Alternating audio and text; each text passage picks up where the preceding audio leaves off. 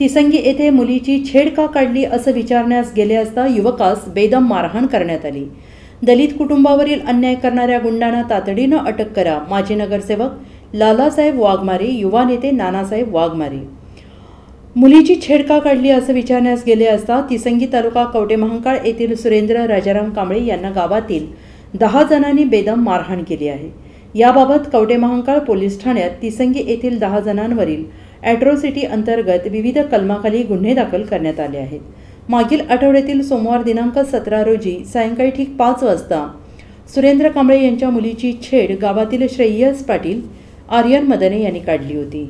याबाबत तिच्याशी अश्लील बोलणे करून तिची छेड काढण्याचा प्रयत्न केला।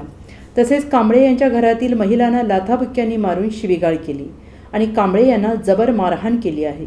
अशा या नराधमांना कडक शिक्षा करावी अशी मागणी माजी नगरसेवक लालासाहेब वाघमारे आणि युवा नेते नानासाहेब वाघमारे यांनी कवटेमहांकाळ पोलिसांना केली आहे।